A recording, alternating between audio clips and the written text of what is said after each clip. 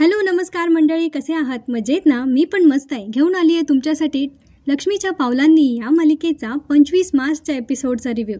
कालच्या भागात आपण पाहिलं होतं की कलाला कळलं आहे की अद्वैतच्या मनात हे नको त्या गोष्टी सगळ्या सरोज मॅम भरवत आहेत. आता दुसरीकडे कला फक्त आबांना पाणी द्यायला गेली होती, पण अद्वैतला असं वाटलं की आता कला आबांना अद्वैतच्याबद्दल काहीतरी सांगायला गेली आहे. आता अद्वैत त्याच्या रूममध्ये जाणार असतो, तेवढ्यात आबांना तो दिसतो आणि आबा त्याला त्याच्या रूममध्ये बोलवून घेतात. तेव्हा अद्वैतला खात्री पडते की नक्कीच हिने काहीतरी आबांना सांगितलं आहे आणि म्हणून आबांनी मला आवाज दिला आहे. आबांनी बोलवल्यावर अद्वैत तिकडे जातो आणि विचारतो की आबा तुम्ही झोपला नाहीत अजून? तेव्हा ते सांगतात की घरात एवढं सगळं टेन्शन चालू आहे, मला कशी झोप लागेल बरं? अद्वैत म्हणतो आबा तुम्ही कसलं एवढं टेन्शन घेताय? तेव्हा आबा त्याला आता स्पष्ट सांगतात तुमच्या दोघांमध्ये नेमकं काय सुरू आहे रे? अद्वैत विचारतो आमच्या दोघांमध्ये?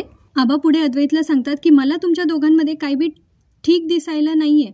अरे जेव्हापासून ही पोर आपल्या घरात आली आहे तेव्हापासून तिच्या नशिबात दुःखच लिहिलं आहे का रे? तिने रोज नवे आरोप सहन करायचे, स्वतःचा खरेपणा सिद्ध करायचा, रोज ते आरोप खोडून काढायचे, हेच करायचं का रे तिने? आबा आता अद्वैतला चांगलंच सुनावतात की ती पोर तुझा हात धरून या घरात आली आहे, स्वतःचं घर सोडून, आणि तू नवरा म्हणून पण तिची साथ देत नाहीयेस. मला असं वाटतंय अद्वैत की आता तू इथे चुकतोयस. आता अद्वैत मनाशीच विचार करत असतो की हिने नक्कीच काहीतरी आबांना सांगितलंय म्हणून आबा मला असं ओरडताय. आबा आता त्याला सांगतात हे बघ जर तू चुकला असशील ना तर जा आणि तिची माफी माग, आणि एक गोष्ट विसरू नकोस, तू मला एक वचन दिलंय, एकदा नाही दोनदा, ते वचन तू पाळतोयस का हे स्वतःला विचार. आता अद्वैतला आठवतं की त्याने एकदा नाही तर खरंच दोनदा आबांना वचन दिलंय की तो कलाचा नीट सांभाळ करेल आणि तिचा बायको म्हणून स्वीकार करेल. अद्वैत म्हणतो की आबा तुम्ही प्लीज चिडू नका ना, आम्ही अजून कुठल्याही निर्णयापर्यंत तसं पोहोचलेलो नाही आहोत. तर आबा म्हणतात कोणता निर्णय? कशाचा निर्णय? हे बघ नातं तोडल्यापेक्षा आहे ना जोडायला बघ. असा कोणता निर्णय घेणार आहात तुम्ही? अद्वैत आता आबांना शांत करत असतो आणि म्हणतो तुम्ही प्लीज झोपा, जास्त विचार करू नका, तसा काही निर्णय आम्ही घेणार नाही आहोत, असं काहीतरी बोलून आता तो आबांच्या इकडून निघून येतो. आणि आता तो जेव्हा वरती येतो तेव्हा तो खूप संतापलेला असतो, कारण त्याला असं वाटतंय की आता ही सगळी जी चुगलखोरी आहे ही कलाने केली आहे असं, पण तसं तर काही नाहीच आहे. आता अद्वैत तावत त्याच्या खोलीत जातो आणि बोलत असतो हे बरं आहे, म्हणजे चुगली करायची, दुसऱ्यांची वाट लावायची आणि स्वतः मस्त झोपायचं. आता कला उठते आणि ती म्हणते काही म्हणालास का तू? तेव्हा तो तिला डायरेक्ट बोलतो हे बघ खरे, हे काही तू बरोबर केलेलं नाही आहेस. कला म्हणते काय झालंय नेमकं, सांगणार आहेस का मला? तेव्हा अद्वैत सांगतो की तुला माहिती आहे आबांचा शब्द या घरात शेवटचा असतो, म्हणून तू मुद्दाम त्यांच्याजवळ जातेस, कंप्लेंट करतेस सारखी आणि म्हणून त्यांची तुझ्या बाजूने त्यांना ओढवून घेतेस.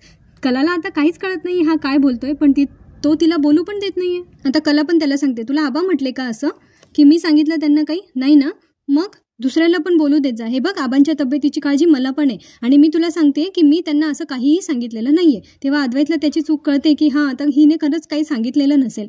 पण मग आता कला त्याला सांगत असते हे बघ अद्वैत तू जर काही कारणास्तव अस्वस्थ असशील तर, पण अद्वैतला काही ऐकूनच घ्यायचं नसतं. पुढे तो सरळ तोंडावर ब्लँकेट घेतो आणि झोपून जातो. आता कला उठते सकाळी.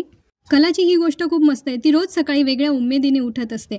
आता तिने ठरवलं आहे की अद्वैतने तिच्याबद्दलच्या ज्या चुका काढून घेतल्या आहेत ना त्या आता तो एक करून ती पुसण्याचा प्रयत्न करणार आहे आणि त्याला दाखवून देणार आहे की आपण दोघं सारखेच आहोत. अद्वैतचं पण आवडलं आहे आणि तो आता लॅपटॉप उघडून त्याच्या कामाला बसला आहे. त्याची थोड्या वेळाने मीटिंग असते, तर कला आता त्याला मीटिंगसाठी लागणारे तिने बनवलेले डिझाईन्स त्याला रेडी करून देते. तो म्हणतो अजून डेडलाईन कंप्लीट व्हायला अर्धा तास आहे अजून. तेव्हा कला सांगते की हो पण मला गडबड गोंधळ करत कामं करायची नाही आहे, त्यामुळे मी पण वेळेत कामं पूर्ण करू शकते हे दाखवून द्यायचं होतं. त्याला डिझाईन्सचे पेपर देऊन आता कला बोर्डवरचा त्यांच्यातला एक फरक कमी करते, तो म्हणजे कला गडबड गोंधळ करत काम करते असा आणि वेळेत काम पूर्ण करत नाही असा.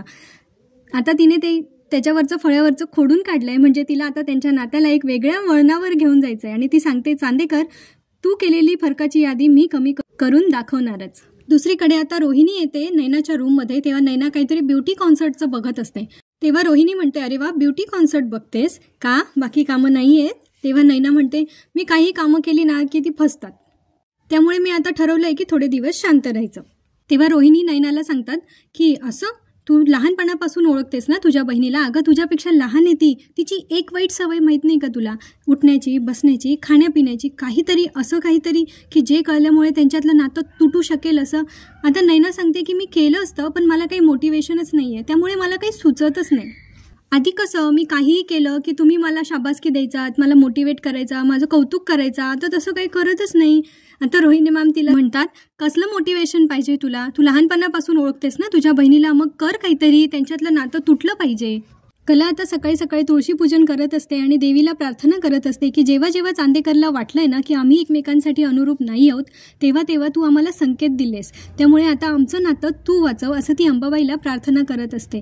ती मनातल्या मनात म्हणत पण नसते की त्याच्या आईने आणि इतर कोणीही आमचं नातं अनुरूप नाही आहे हे दाखवण्याचा कितीही प्रयत्न केला तरी पण मी आमच्यामधल्या फरकांची सगळी यादी खोडूनच दाखवणार आहे.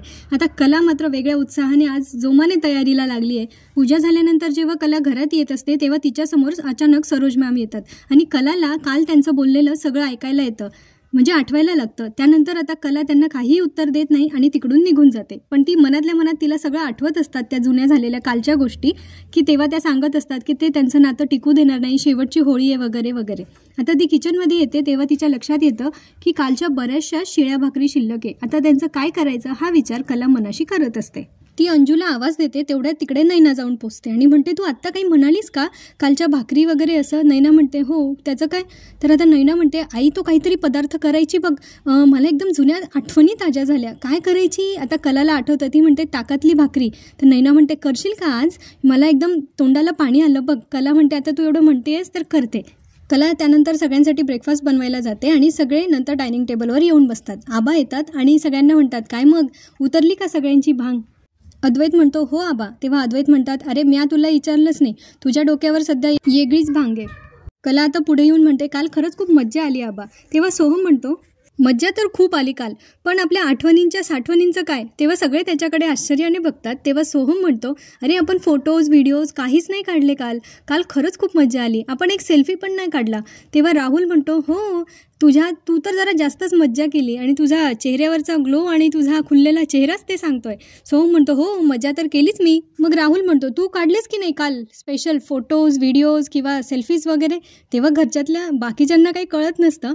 पण मग रजनी मॅम म्हणता अरे काय रे तुम्ही पोरं काय बोलता एकमेकांशी, आम्हाला तर काहीच कळत नाही आहे, जरा आम्हाला समजेल असं सांगा काहीतरी.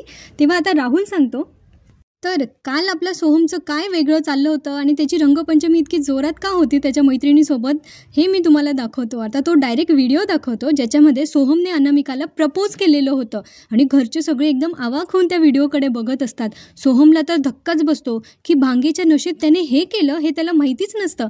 त्यावेळेला तो सांगत असतो की आई असं काही नाही आहे. तेव्हा रोहिणी म्हणता असं कसं काही नाही, काल आम्ही बघितलं ना तुझ्या मैत्रिणीसोबत एकदम जोरात रंगपंचमी चालू होती. पण सगळेच त्यांच्या ह्या रिलेशनमुळे खुश तर असतात. आता सगळे त्याला चिडवत असतात. अद्वैत पण म्हणत असतो काय मग सोहम, आम्हाला वाटलं आमचा छोटासा सोहम, पण तू तर आता 4 पावलं पुढे निघालास. रोहिणी पण म्हणत असतात बाय द वे छान आहे ती मस्त आहे. तेव्हा सगळ्यांना असं सगळे होकारार्थी मान हलवतात, म्हणजे जर यांचं जमलं तर कोणाला काही प्रॉब्लेम नसावा. आता राहुल त्याला म्हणत असतो की सोहू हेच नाव आहे ना, म्हणजे प्रेमाचं. सोहम अनामिका सोहमिका काय काय चाललं होतं काल असं म्हणून सगळे आता त्याचा पाय खेचत असतात. त्यावेळेला आता त्याला काहीच कळत नाही की काय उत्तर द्यावं, कारण त्याने जे वागलं आहे काल हे त्यालाच अपेक्षित नव्हतं.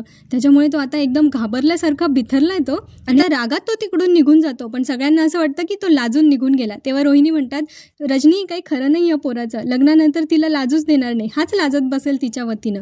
पण आबा मात्र फार टेन्शनमध्ये आहेत, कारण त्यांना आता वेगळी भीती वाटते. आबा म्हणतात आता हा पण नाचून आणणार, म्हणजे आता जो शाप दिला आहे तो परत खरा होणार की काय अशी भीती आता आबांना वाटते. ते म्हणतात एक संसाराचा गाडा इथं नीट चालत नाही आहे आणि आता दुसरा परत येणार. अंबाबाई काय चाललंय हे? आता रजनी मॅम म्हणत असता अच्छा ही मुलगी होती का ती? त्या पुढे म्हणतात तेच मला खूप दिवसापासून वाटत होतं काहीतरी चाललंय, पण ती मुलगी ही असेल असं वाटलं नव्हतं. कला तू त्याच्याशी बोलली होतीस ना तेव्हापासून बहुतेक हे चालूच होतं. मग कला पण म्हणते हो छान आहे मुलगी, अगदी सोहमला साजेशी आहे. तेव्हा रजनी मॅम म्हणतात की मी त्याच्याशी बोलून येतो. तर आबा नकार देतात त्या गोष्टीला. ते म्हणतात नको, नात्यात घाई नको, आत्ताशी आपल्याला कळालं आहे, आता त्याच्याकडून येऊ देऊ काय येतंय. आता सरोज मॅम म्हणतात की मनाविरुद्ध नातं लादलं गेलं की काय होतं हे आपण बघितलंच आहे. आबांना आता कोणाला उत्तर द्यायचं नाही आहे, पण ते जरा अपसेट झालेत. त्यामुळे ते म्हणतात की माझं देवळात जाणं राहिलं आहे आज, तर मी आधी देवळात जाऊन येतो मग नाश्ता करतो. आता बाकीचे त्यांच्या नाश्त्याला सुरुवात करत असतात. तेव्हा नैना सांगते मॉम इन लॉ माझं कौतुक करायला सुरुवात करा आता. अद्वैत त्याच्या फोनमध्ये बिझी आहे आणि कला सगळ्यांसाठी नाश्ता सर्व करते. सगळ्यांना त्याची चव फार आवडते. रजनी मॅम विचारतात, कला अगं हे काय बनवलंय? कला म्हणते, आधी खाऊन तर बघा मग सांगते. त्यानंतर ते सगळे खातात. राहुलला पण आवडतो. सगळ्यांचे चेहरे प्रसन्न असतात. पण त्यानंतर आता सरोज मॅम जेव्हा बाईट घेतात तेव्हा त्या बघतात की याच्यात नेमकं काय आहे हे त्यांना बहुतेक समजतं. त्या कलावर ओरडतात आणि सांगतात, तू सांगणार आहेस का नक्की काय आहे हे? तेव्हा कला सांगते की कालच्या भाकरी उरल्या होत्या आणि दही पण होतं, तर मी ताकातल्या भाकरी बनवल्या आहे आणि त्याला वरून छान फोडणी दिली आहे.